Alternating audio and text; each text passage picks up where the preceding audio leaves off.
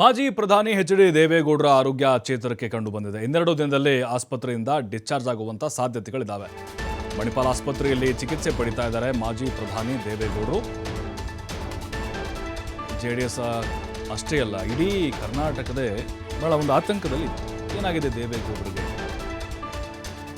ಆಸ್ಪತ್ರೆಗೆ ದಾಖಲು ಮಾಡಿದಾರಂತೆ. ಬಟ್ ಈಗ ಸಹಜವಾಗಿ ವಯೋಸಹಜ ಕೆಲವೊಂದು ಸಮಸ್ಯೆಗಳಿದೆ.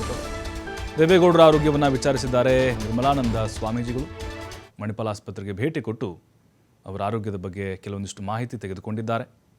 ನೋಡ್ತಾ ಇದ್ದೀವಿ, ದೇವೇಗೌಡರು ನೋಡಿ ಆರಾಮಾಗಿ ನಗನಗುತ್ತಾ ಮಾತಾಡಿ ನೋಡಿ, ಅದು ಮಗುವಿನಂಥ ಸ್ಮೈಲ್ ಅದು ಯಾವತ್ತೂ ಹಾಗೆ ಇದೆ ದೇವೇಗೌಡರದು. ನಿರ್ಮಲಾನಂದ ಶ್ರೀಗಳು ಅವರ ಆರೋಗ್ಯವನ್ನು ವಿಚಾರಿಸಿದ್ದಾರೆ. ಇನ್ನೆರಡು ದಿನದಲ್ಲಿ ಅವ್ರನ್ನ ಡಿಸ್ಚಾರ್ಜ್ ಮಾಡಲಾಗುತ್ತೆ. ಐಸಿಯುನಿಂದ ಆಲ್ರೆಡಿ ವಾರ್ಡ್ಗೆ ಶಿಫ್ಟ್ ಮಾಡಿದ್ದಾರೆ. ವೈದ್ಯರು ಕೂಡ ಇದ್ರ ಬಗ್ಗೆ ಮಾಹಿತಿ ಕೊಟ್ಟಿದ್ದರು. JDS ಕೂಡ ಟ್ವೀಟ್ ಮೂಲಕ ಸ್ಪಷ್ಟನೆಯನ್ನು ಕೊಟ್ಟಿತ್ತು. ಯಾವುದೇ ಕಾರಣಕ್ಕೂ ರಾಜ್ಯದ ಜನ ಅಥವಾ ಅಭಿಮಾನಿಗಳು, ಕಾರ್ಯಕರ್ತರು ಆತಂಕ ಪಡುವಂಥ ಅವಶ್ಯಕತೆ ಇಲ್ಲ. ದೇವೇಗೌಡರು ಅವರ ಆರೋಗ್ಯ ಸುಧಾರಿಸಿದೆ, ದೇವರ ಆಶೀರ್ವಾದ ನಿಮ್ಮೆಲ್ಲರ ಹಾರೈಕೆ ಅವ್ರ ಮೇಲಿದೆ ಅಂತ ಅವರು JDSನವ್ರು ಪೋಸ್ಟ್ ಮಾಡಿದರು. ಬಟ್ ಈಗ ಕೆಲವೊಂದಿಷ್ಟು ಫೋಟೋಗಳನ್ನು ನೋಡ್ತಾ ಇದ್ದರೆ ದೇವೇಗೌಡರಿನ್ನೂ ಆರಾಮಾಗಿದ್ದಾರೆ, ಗಟ್ಟಿಮುಟ್ಟಾಗಿದ್ದಾರೆ. ಜೊತೆಗೆ ಅವರು ಆದಷ್ಟು ಬೇಗ ಆಸ್ಪತ್ರೆಯಿಂದ ಡಿಸ್ಚಾರ್ಜ್ ಆಗಲಿದ್ದಾರೆ ಅನ್ನೋದು ಗೊತ್ತಾಗ್ತಾ ಇದೆ.